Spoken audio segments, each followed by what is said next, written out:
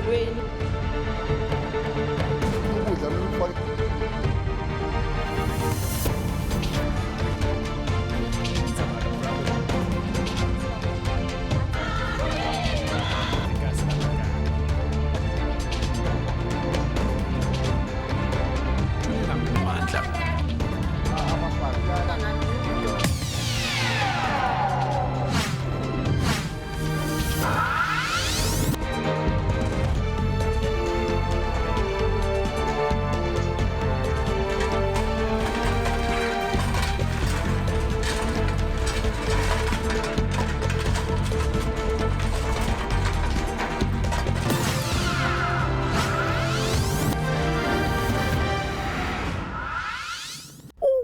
Uphi umbetheni udlani neliqiniso lelingangabateki ukuthi mina angikholwa ukuthi manje na umntwana mangeke ngiphenze ngibona ngibakhohlisa nyalo sengiphelena ngamagama ngiyathula nje. I-question remember bekungukuthi akunamali ukufunda le project ukuthi uchubeke ne-rescue operation, so nyalo imali ikhona.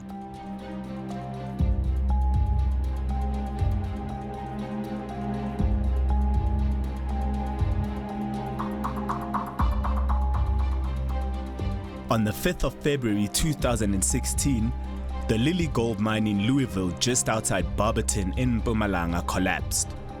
A group consisting of more than 70 workers was trapped underground. The country was on the verge of experiencing its worst mining disaster as a republic. Elvis Khaza is one of the fortunate mine workers who survived the traumatic experience. He was employed by the mine as a solo drill operator when the unimaginable caught him unaware on the 8th level of the mine. It was around 8 16, 8, 7, 8, so say 8 level. And then sa 7 as you all see peace. Then several like shut the young in the pants, trim of okay, trim of my fan, like we feeling at nothing level, they are valley. Like you see something wrong then sa colleague and they create young sa a refuge pay na la manya ma team je ba sebenzela la manya ma side sa colleague na sonke sa refuge pay sa qala kuqala ukuthi ma sebenzela bakhona ma company number singakhi khona laba misile o thola ukuthi wonke umuntu sinza wena.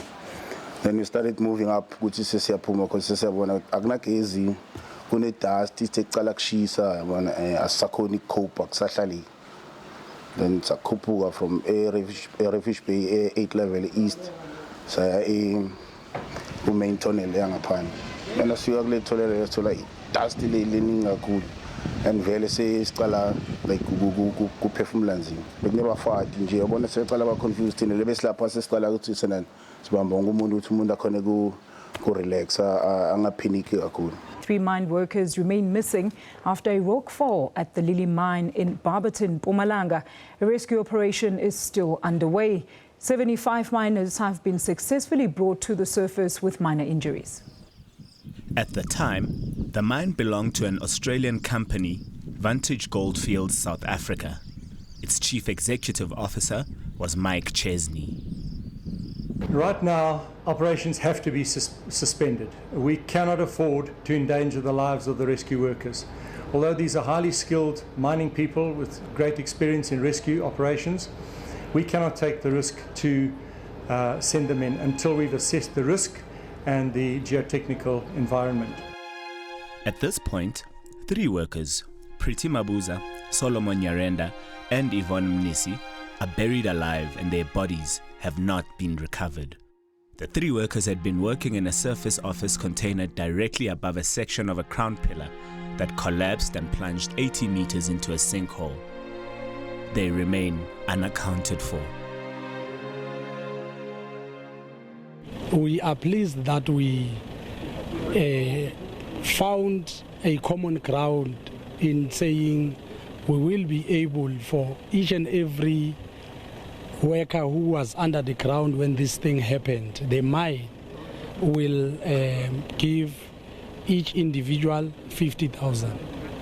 And the rest of the 3 people who are still trapped under the ground, they will get each 200,000. Just to paint a picture that everybody is serious about their lives and the safety of our workers. After lendo yenekile besikhola, you know. End of February sakhola, end of March sakhola besase nzawunya but manje sikakhola. Umsebenziswane wak-announce lokho lilanga angale akwafikile naye lapho ke wafika waqhaza ngalendlela aqhaza ngayo but akusasingi ngalendlela waqhaza ngayo umsebenziswane waqhaza wathi utawunika lalabasinze emgodini because bebayi 75 if I'm not mistaken but athola 50,000 imindeni but athola 200,000 but kusukela lapho kude lesikubona ukwendekani namsebenziswana samboni wadla phansi sambonzo. The broken promises and indefinite calling off of rescue operations jolted the Louisville community into action. I said I will come and give you feedback whether we can go underground. The moment we get an answer that it is safe or permission from the DMR to go underground, we will then do that. Okay, so I just come and give you feedback that at this moment we still haven't got an answer. Okay. Well, when the DMR comes back to us. When? I don't know. We just phoned them again, and they still haven't got an answer for us. So we can't go underground until we've got the approval from the DMR. Sasithathela i-decision thina ukuthi kumele sikhiphe labantu. Phela manje sifuna kubakhipha. Sikhulumile nalomlungu eMine Calling. Usivumele ukuthi utawukhuluma ne-DR ikhiphe isitshele ukuthi iyasivumela singene phakathi emgodini. Sifuna ukukhiphela thina labantu. Ngoba lento lena ihlubeta sive sonke, ihlubeta i-community. Ngoba kwami mbane akasuke ekhawuse ngiyemsebenzini. Akazange asho ukuthi ngiyemsebenzini noma ngakaphumi akwabalekanga. Usuka wayemsebenzini njengawo usuka ekhaya lakho udela angisitwe emsebenzini. Kumele umuke ekhaya lakho. Ngeke kwendeke ukuthi njengoba udela ungasamuka ekhaya bathi akwabalekanga. Siyabadinga abantu bethu. Gime. Wami mbane baleka kakhulu. After another not-so-festive summer holiday, the small mining community breached the gates of the mine. They were not going to wait for anyone to give them permission. And on the 9th of January 2020, armed with nothing but bottles of water, picks and shovels, the miners went underground. Level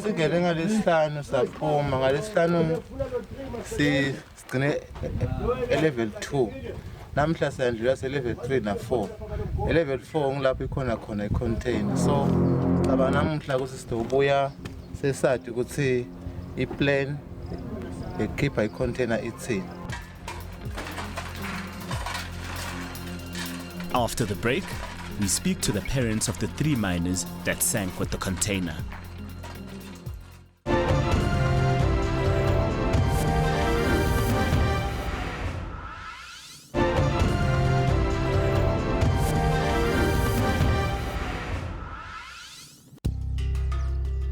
These are the gates to the now infamous Lily Mine. They've been chain-locked from the public since 2016 when the earth gave way and gobbled up a container with Pritin Kambule, Yvonne Mnisi, and Solomon Nyerenda inside. About 150 meters from the gate, a group made out of former employees and family members is camped here. Why have they moved here? Site sitohlala la ngoba indzaba yethu ngathi solo ayinakwa ukuthi izikhulumi manje ke sanakusana sabona ukuthi kuze ungathi indzaba yethu iyalalelwa ngcono ukuthi vele site sitohlala la sibulawa makhata sibulawe timvula konke nje kubhekane nathi. Duduzile Nyirenda is the mother to Solomon Nyirenda. Upon meeting her, I was struck by her frailty and asked why she doesn't return home and leave the protest to the younger, stronger and healthier amongst their group. Neliqiniso lelingangabateki ukuthi mina angikholwa ukuthi manje na umntwana mangeke ngiphenze ngibona. Ukholelwa ukuthi uzombona asaphila ma? Hayi. Ngicabanga ukuthi bantu abethu basaphila. Solomon was the only child to Mom Duduzile. Lo mfana wami lo. Ngathi bona emhlabeni ukuthi nami ngongimake nje ngathi bona ngaya.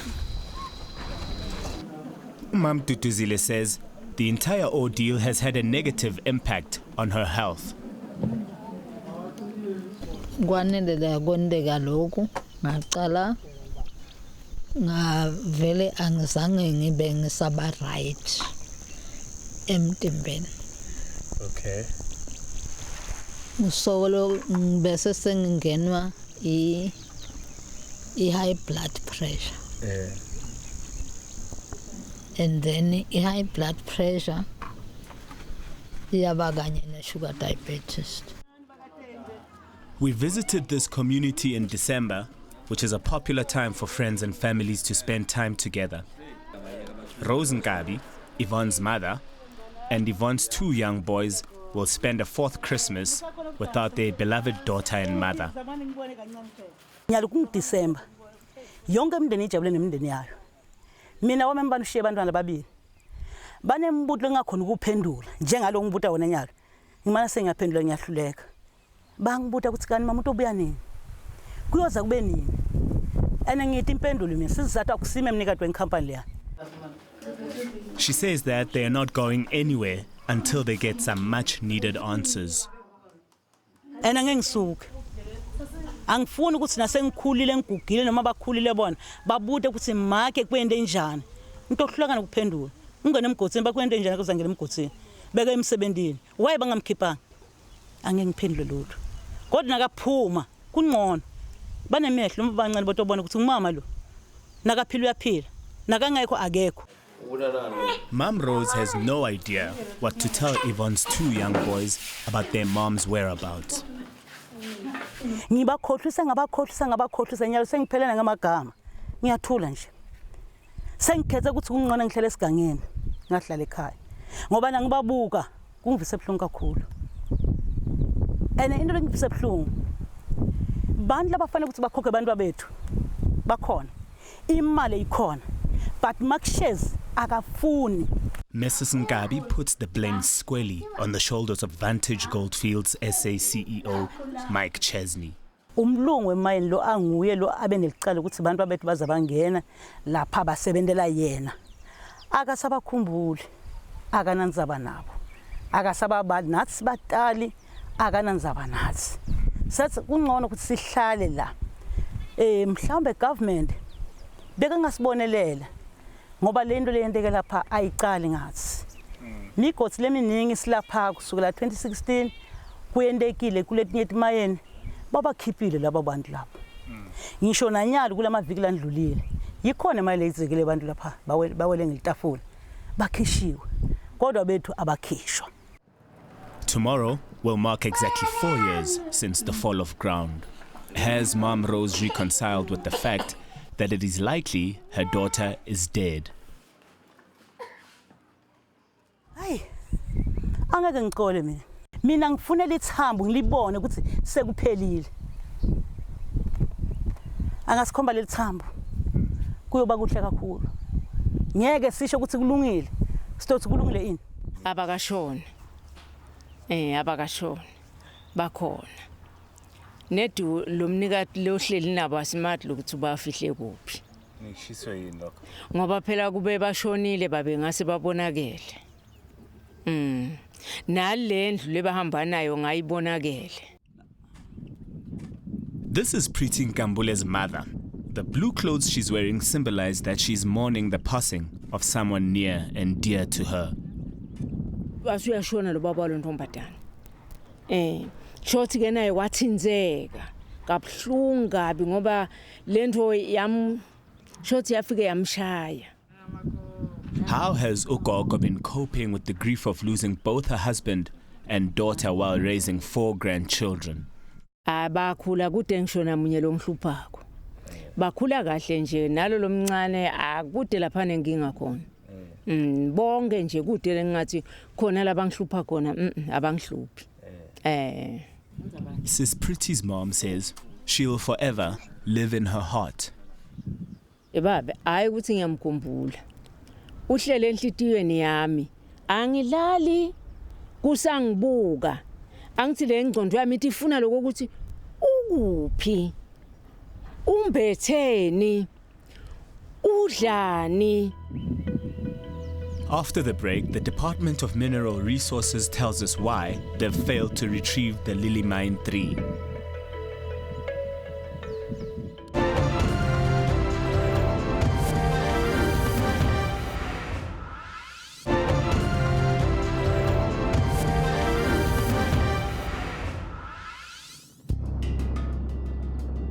Mr. Heri Mazibugo is a former employee of Lily Mine.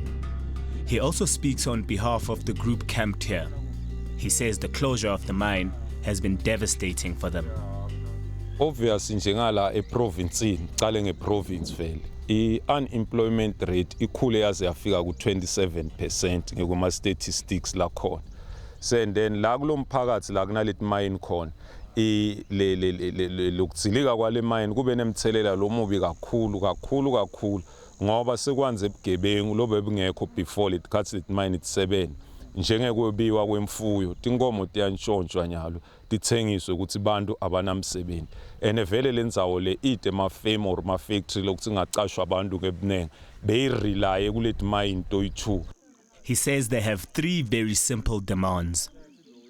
Number 1, akutakuleke labafowethu ngoba bangena mhla ka 5 February 2016 baya emsebenzini namhla naloku sikhuluma solo baku basemsebenzini. Sekwesibili yona le company yangaphambilini Vantage isikoloda imali thina lebesisebenta lapha kuleti mine akubhadaleke leti mali leyo. Sekugcina ukuthi futhi akuvuleke lamathuba emsebenzi le akhona ngoba ba present abona mayitsilikile mine njengayo lena ukuthi ine lifespan ya over 10 years.